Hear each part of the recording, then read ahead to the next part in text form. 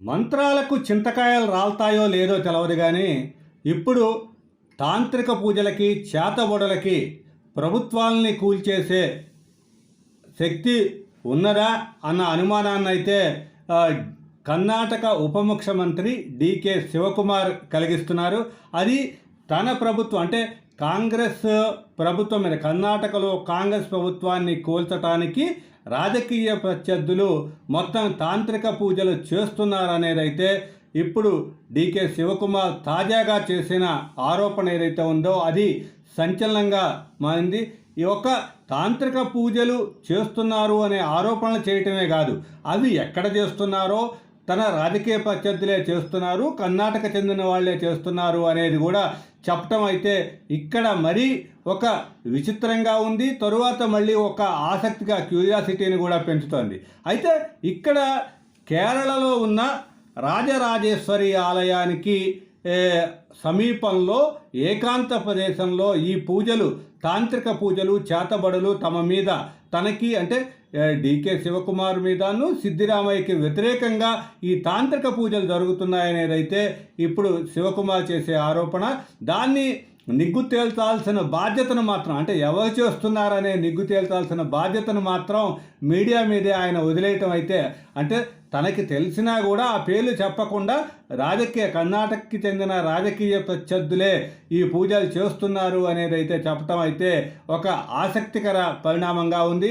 ఈ శివకుమార్ చేసిన ఆరోపణలు అయితే ఆసక్తికరంగా కూడా ఉన్నాయి. ఇప్పుడు దీంట్లో కేరళలో రాజరాజేశ్వరి దేవాలయానికి సమీపంలో ఏకాంతంగా ఈ పూజలు అయితే తాంత్రిక పూజలు నిర్వహిస్తున్నారు. వీటిని కూడా అఘోరాల చేత వీటిని నిర్వహిస్తున్నారు. దీంట్లో అఘోరాలు తాంత్రికులు వీళ్ళంతా కూడా పాల్గొంటున్నారు. వీటిని అంటే తమకి వ్యతిరేకంగా చేసే రెండు యాగాలను కూడా ఆయన ఉటంకించడం జరిగింది. రాజకంటక యాగం, దాంతోపాటుగా మరణ మోహన స్తంభన యాగాన్ని కూడా చేస్తున్నారనేది చెప్పటమే కాకుండా దాంట్లో వాళ్ళు బలివ్వటానికి ప్రయత్నిస్తున్నారంటూ ఒక లిస్టుని కూడా ఆయన చెప్పడం జరిగింది. దీంట్లో 21 ఎర్ర మేకలు, తర్వాత 3 గేదెలు, 21 నల్ల బర్రెలు, తరువాత 5 పందులు, వీటిని వాళ్ళు బలివ్వటానికి ప్రయత్నిస్తున్నారు అంటే బలివ్వటానికి చూస్తున్నారు అనేది కూడా ఆయన చెప్పడం జరిగింది. దీంతో అయితే ఇది ఎవరు చేస్తున్నారు, ఇన్ని వివరాలు చెప్పిన తరువాత అది ఎవరు చేస్తున్నారు ఏంటి అనే వివరాలు మాత్రం ఆయన వెల్లడించలేదు. దాన్ని తెలుసుకోవాలి.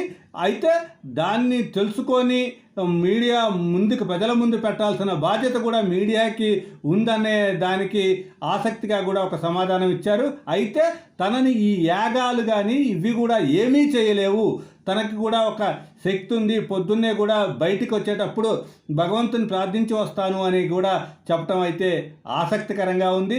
ఏదేమైనా సరే ఎప్పుడో ప్రభుత్వాన్ని ఎమ్మెల్యేలని మార్చి లేకపోతే కొనుగోలు చేసో లేకపోతే ప్రభుత్వాలని పడగొట్టడం అనేది ఇప్పుడు కర్ణాటకలో మామూలుగా అందరినీ ఎమ్మెల్యేలని కలుపుకొని ఒక పార్టీ ఎమ్మెల్యేలు ఇంకో పార్టీలోకి మారటం ఇవన్నీ కూడా వింటూనే ఉన్న ఆరోపణలు. అయితే తాజాగా ఈ డికే శివకుమార్ ఇలాంటి తాంత్రిక పూజలు చేతబడి తన ప్రభుత్వం మీద అస్థిరపరిచేందుకు జరుగుతున్నాయని చెప్పటం అయితే కొంత ఆశ్చర్యకరంగా ఉంది.